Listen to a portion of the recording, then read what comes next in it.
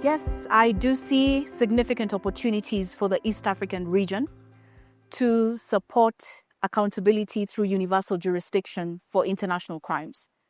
The first is that there is an impetus to do that because the East African region is a location that is currently experiencing a lot of turmoil in a number of its countries. There are a number of countries where there remain unresolved international crimes. But aside from the violations occurring directly within the various East African countries, Sudan, for instance, is presently at war. South Sudan conflict persists. There are also interconnectivity between the regions. The humanitarian crisis that results from atrocity crimes affects all the countries within the region. We know of the influx of refugees across the different borders. We know of the fact that some enablers who are directly fueling conflict are within these regions. And therefore, the region has a responsibility in supporting investigations, in supporting accountability, in addressing the consequences of these violations. And to do so requires not just the investment of the particular states that are affected, but also of the neighboring countries within the region.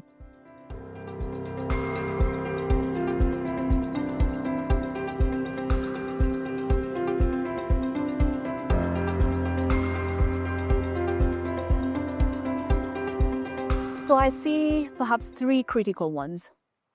One, as I spoke about earlier, is who are the players in these different spheres of conflict. We see that oftentimes there's a lot of political linkages that fuel the conflict, that enable the conflict, that perpetuate the conflicts in these regions. And oftentimes there are elements of perpetration by neighboring countries, or alleged perpetration, or justified intervention, however it may be perceived. And that can sometimes present a political obstacle to pursuing the possibility of support from the neighboring countries within other regions. Without getting into the detail at the moment, of course, we've been having a scenario in Kenya where we've had certain elements who are alleged to be involved in the conflict in Sudan within the Kenyan territory. And that has raised questions about the extent to which the Kenyan government is either offering shelter or offering a space for those who may be involved in these conflicts to continue, whether it's their organization or perpetuating these types of conflicts. The jury is out on that, and in due course we will know where the facts lie. We've had, for instance, in the case of South Sudan, where there have been allegations that the government of Uganda has at one time deployed its forces who were then involved in violations as well. So without speaking to the facts or the veracity of this, it's just to say that the nature of the region, its porous borders, the interconnectivity of its different governments does raise political challenges and obstacles that must be overcome by the commitment of these states to apply the existence of their institutions, the existence of their laws, and to invest in capacities that conduct effective investigations and be able to establish where perpetration lies and pursue accountability. So the political commitment is first and foremost critical. The second that goes along with that is the investments. We know that cross-border investigations is an area that is quite technical and complicated, but not an area that these countries are not engaged in already. Mutual legal assistance is something that these countries have already been doing together, whether it's with regard to economic crimes, whether it's regard to torture and terrorism acts. There are already existing mechanisms that can be harnessed to support investigations for international crimes. However, there is need to grow expertise and understanding on how you build cases on international crimes, the modes of liability for those international crimes, victims and witness protection, extremely critical to have infrastructure that is able to support these kinds of investigations across border. So critical investment will be required. And this requires cooperation between the different regions, building on what they already have. So it's not starting from scratch. There's a framework to build on that can enhance investigations and accountability for international crimes in the region.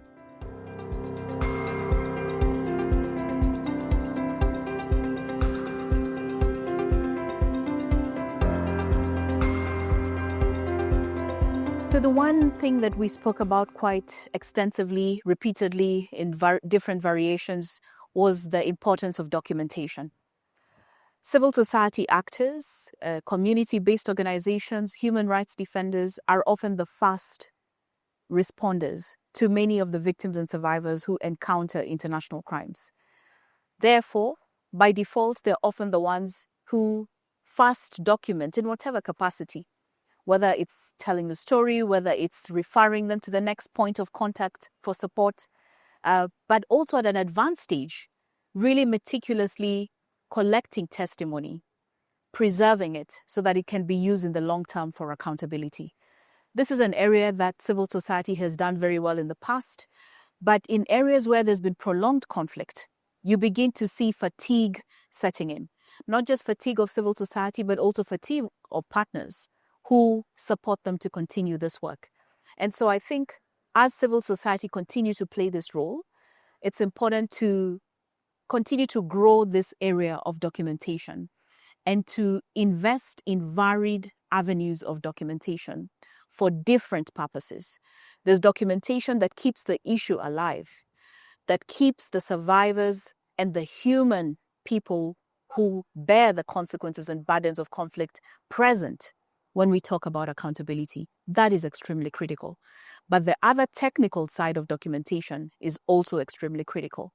And that means investing in capacities, in technical capacities that understand what are the elements of evidence that are necessary to collect and preserve in a way that can be handed over in the long term.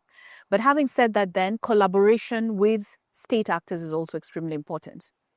We have seen this work out very well, for instance, in the case of Baby Pendo that we have filed here in Kenya.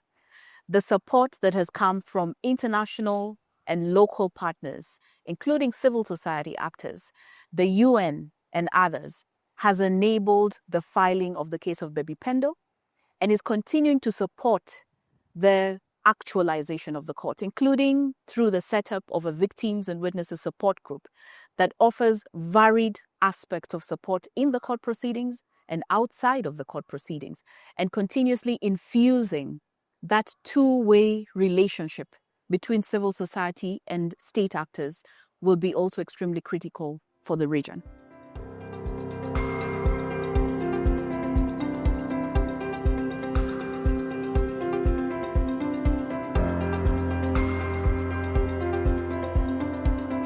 There's a role to play both directly as well as by instigating the state actors.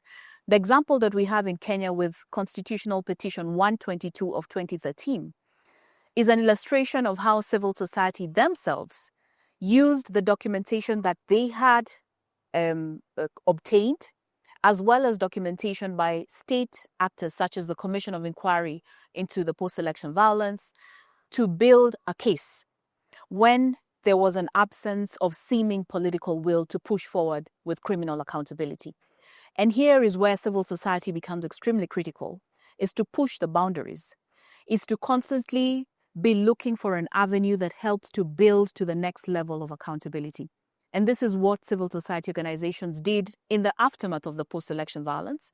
When an impunity gap persisted, they then focused on the Human Rights Court.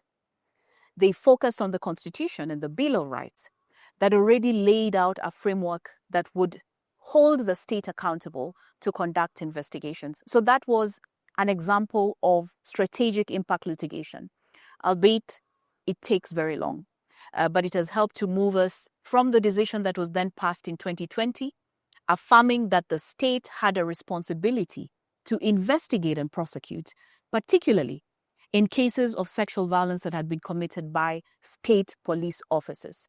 Now, what we then see in October 2022 is this continued collaboration that then gives birth to a case on command responsibility speaking directly to that affirmation of the High Court in 2020 to investigate and prosecute where violations are committed by state security actors.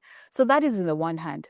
But as we continued this journey of pursuing justice, one of the interventions that we in fact sought was to reach out to the Independent Policing Oversight Authority and ask the Oversight Authority to intervene using the legislation that enables them to proactively investigate cases even when the victims do not directly report to them. And that is something that we have continued to call out for in electoral-related violence, in other instances such as the recent protest-related killings by police officers, abductions, extrajudicial killings. There's room to constantly push to instigate state actors to act, both through their direct mandate, but also through strategic impact litigation and sustained advocacy that constantly calls on the state to act on its responsibility to investigate and prosecute.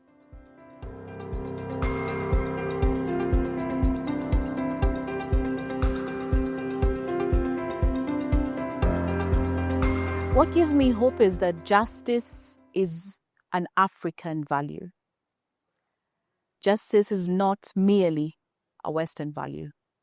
As an African people, prior to colonialism, we believed in justice.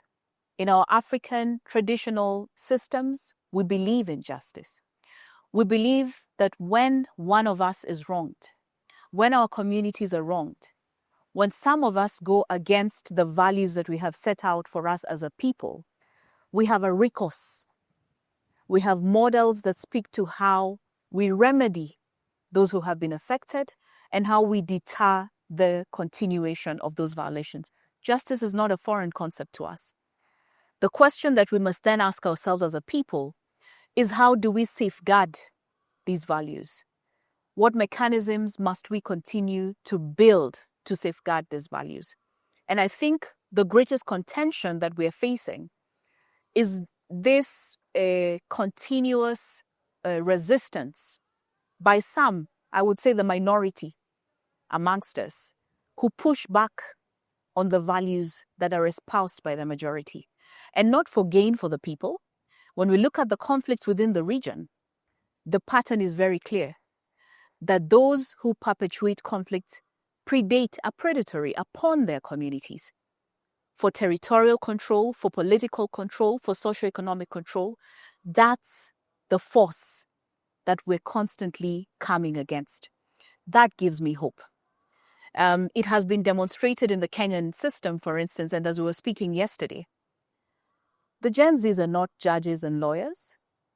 The Gen Zs are not magistrates or law lecturers and professors in academic institutions. They are citizens who, because of their deep belief in justice, in fairness, in equity, have stood up. That gives me hope. And the hope really is the investment in us as a people to continue to have that consciousness that justice is our value, and to do everything that we can to protect it, to build it, to safeguard our constitution. The number of cases you see filed in the courtrooms every day under Chapter 4 Bill of Rights in the Kenyan courts is amazing. That is progress. That we in fact today can speak to a Bill of Rights that represents me, represents Mama Mboga, represents the City Hopper bus driver, every one of us. And any one of us can show up in the courtroom and use that constitution to safeguard their rights. That gives me hope. However, as we have that hope, it's the reminder that it's a constant battle. The opposition will persist, and so must we. We must persist and not allow the room for the opposition to be victorious. The people must remain victorious at all times.